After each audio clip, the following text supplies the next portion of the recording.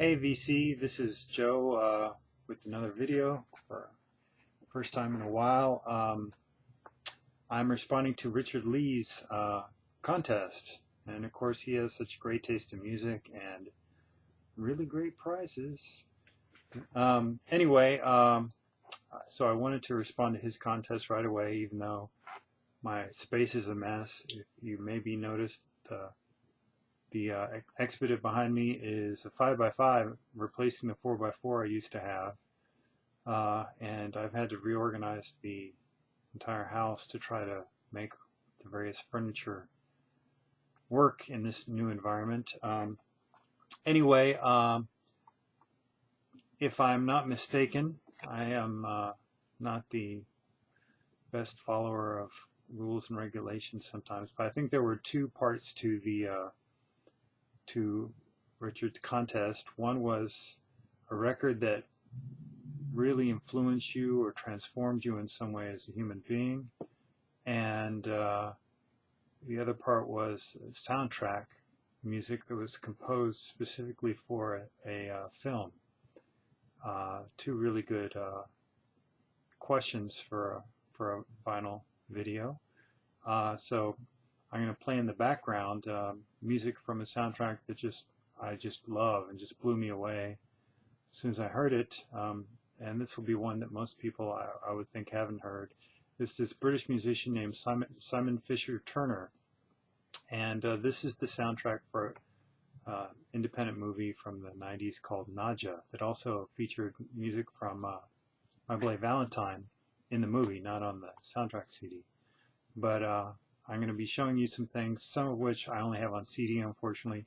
I'm guessing some of these things are only available on CD. But anyway, here goes the video, and I'm going to let this soundtrack start and speaking for itself. The pain of fleeting joy. Pain of fleeting joy. Which is something we all know probably in one way or another. Anyway, here's the cover of that CD, Nadja by Simon Fisher Turner. Also in the film is, I want to say his name is Fonda. I'm such a bad memory person sometimes. This is another amazing soundtrack by Simon Fisher Turner. If this atmospheric piano does anything for you, this actually is a little different. This is the film Blue by Derek Jarman, his last film, as he was dying of AIDS, I believe. His vision had completely lost him, and he was a film director. And so his final film on the screen, I didn't actually get to see it in the theater, but on the screen is just the color blue all throughout the film.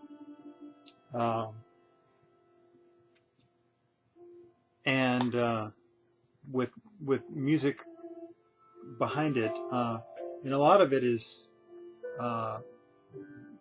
parts of interviews with Derek Jarman where he's talking about his life with musical backdrop to it, and it's very moving and poignant.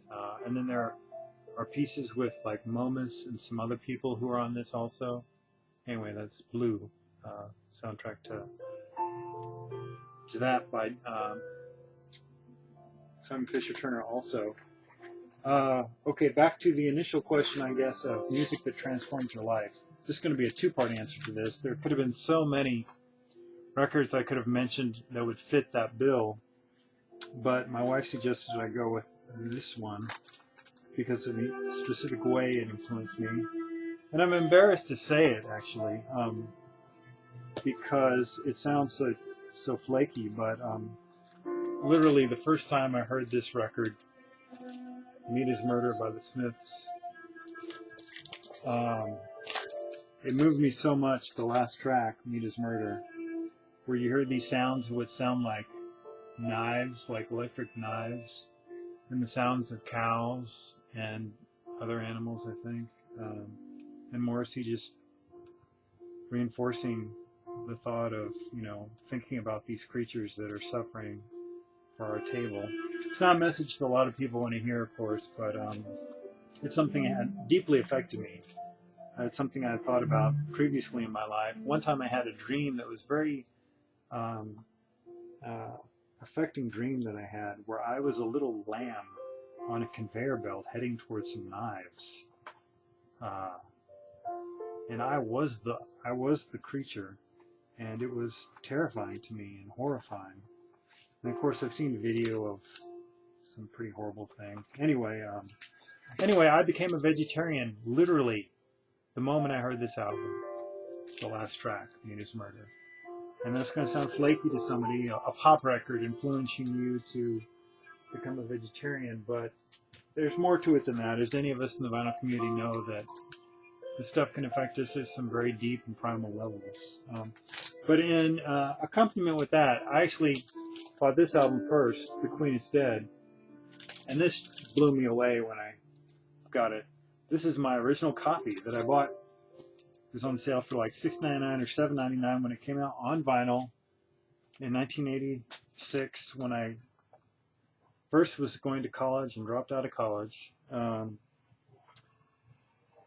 I had grown up with, top 40 radio and in the 80s, and so there was some fun top 40 radio at that time. But I hadn't discovered what was then called alternative music. And this was sort of kind of a gateway drug. I found out about this group through this girl who I had a huge crush on. And I knew that this was the band that she was into and that she was seeing live when they were coming to Dallas to the Bronco Bowl, I think. I wasn't clued in enough to get to see them in 1986 or whatever it was when they came through. So I missed them, but this had a tremendous effect on me. I was very depressed and didn't know where I was going with my life, and this had a certain kind of energy and frustration that really deeply affected me and got me into independent, underground, alternative rock music of the 80s, which, a lot of us in the vinyl community just know and worship dearly. So that's the band and the album, or albums, that really transformed my life.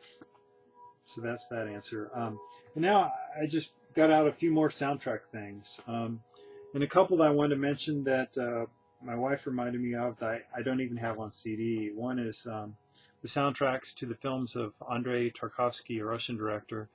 They were recently reissued, and I was going to pick them up like that. But the video store, a friend of mine said that they had been re-recorded and they weren't the same versions or something. And he made it sound like they were a real disappointment. So if anyone knows anything about that one way or the other, please let me know. Because I want an excuse to get those maybe, but I was told that they were really disappointing. And again, with these soundtracks, I'm sure I'm going to be forgetting all kinds of things. And some of these things that I've gotten out are more popular and obvious than others. I'll do the obvious pop ones first. The Tron soundtrack by Daft Punk. This is about my favorite thing by them. This and their first album are the two things I like by them the best. But this is just a really fun album. I don't have this on vinyl. Apparently the vinyl goes for like a couple $100 these days. So whoever got it when it first came out at a reasonable price, lucky for them.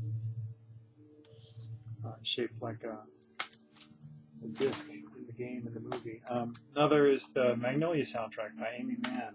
I just love this movie. It's one of my favorite movies, and the soundtrack is just perfect for it. It's a great soundtrack of songs that she wrote.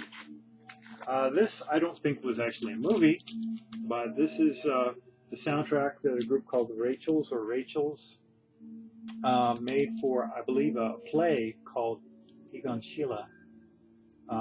That they did for someone who was an acquaintance there or something. But Rachels are just a great group. Egon Schiele is actually, my wife and I, one of our favorite painters of all time. He's a great artist who died tragically very young in 1918 during the flu epidemic, the same epidemic that killed Gustav Klimt, who was a great influence on him.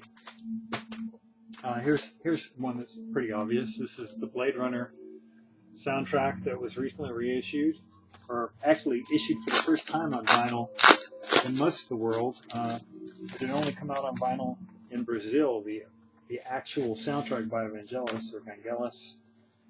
And of course, this is on a beautiful translucent slab, 180 gram vinyl.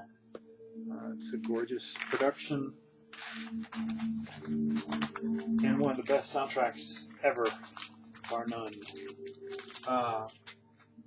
And then here's one. This is my favorite Eurythmics record. And I love the Eurythmics, especially their first, 3 or 4 albums. This is music that they intended to be a soundtrack to the 1984 film 1984.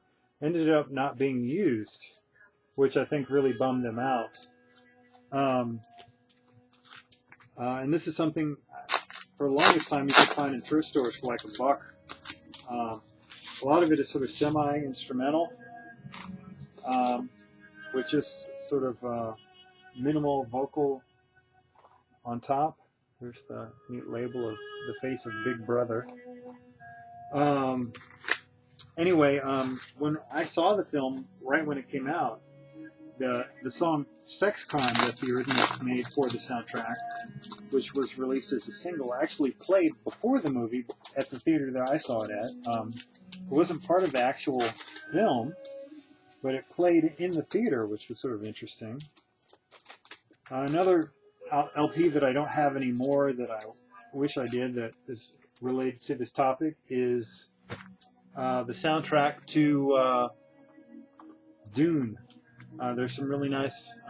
There's a really nice theme by Brian Eno that's on that soundtrack. He only did part of it. Toto, I think, did the rest of it. Wait a minute. Here's another one. The Graduate soundtrack. The songs by Simon and Garfunkel. I want to say that they were. I know, like Scarborough Fair, I think had been released already, or was it released first here and then on the other record? I don't know. Anyway, I just love this soundtrack, and it fits. Obviously, they did Mrs. Robinson for this movie soundtrack, but anyway, from when I was a young teenager, in love with my 12th grade English teacher, and I would play this cassette over and over again.